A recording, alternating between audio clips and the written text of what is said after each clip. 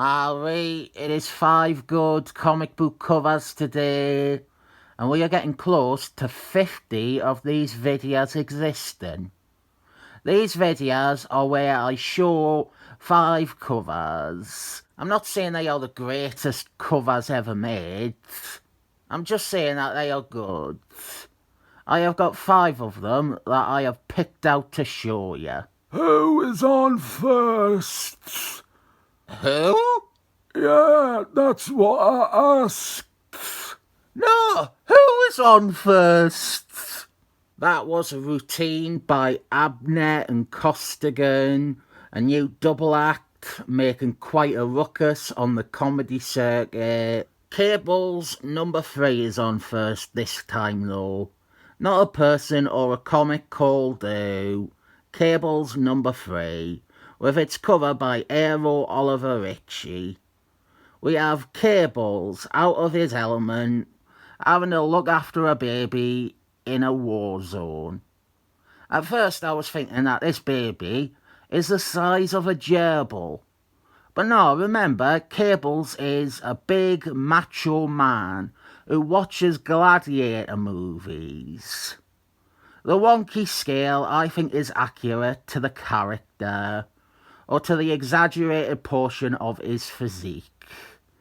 So when you take that into consideration, and when you see that there is a normal sized hand there to better base your ideas of scale off of, this is a pretty good cover.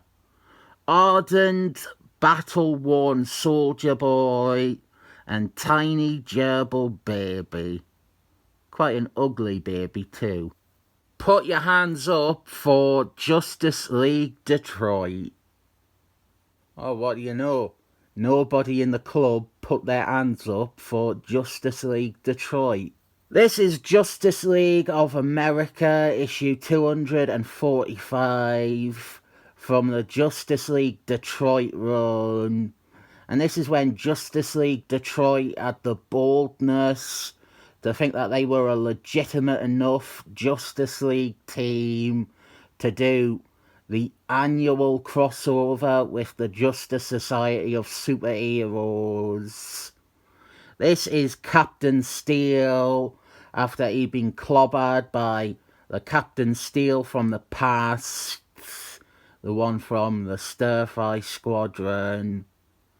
Good cover for a bad book. I cannot remember what I call this character.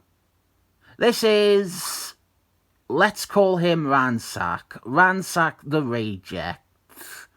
This is Ransack, The Adventures of Reject, issue 6. A cover with all the Eternals characters being crucified upon a fucker box. Except for Ransack, who is, even in crucifixion, the eternal reject. With clever wordplay like that, they should get me to write official solicitations for comics. One thing I want to praise about this cover is that it is nice and colourful. None of the colours are muted or washed out. They are all bright and vibrant. And these are characters that benefit from looking luminescent. I have said before that my favourite artist is probably, or it was, Marc Stanley Lee. But the problem has always been that he never really drew much of anything I cared about, besides 3 issues of Avengers vs. Excellent Men. This is Uncanny Excellent Men 251, and this is a cover that certainly doesn't go unappreciated, but it is fantastic, isn't it? Wolfman, again, being crucified. Just checked, we definitely don't have an unintended crucifixion theme for this one. But now I am sad that I have probably locked myself out of ever doing a crucifixion theme for one of these videos. Anyway, fucking good cover. And I wish Marc Stanley Lee didn't throw in with Image, and he stayed at Marvel, drawing Marvel characters for Marvel.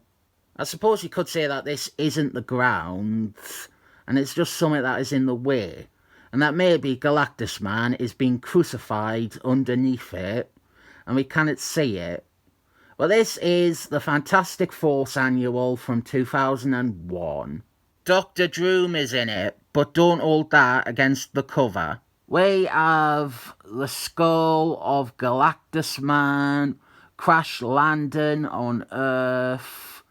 And this cover for me is one of the most powerful images, if not the most powerful image, that the Fantastic Forces series has managed to muster in quite a while.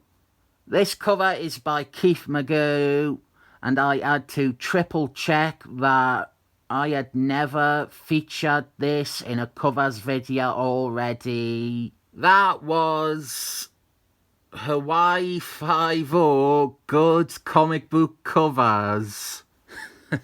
Isn't Hawaii 5-0 onto its like 40th season or something? I should take pride in the fact that I have made more of these covers videos than there are seasons of Hawaii 5-0.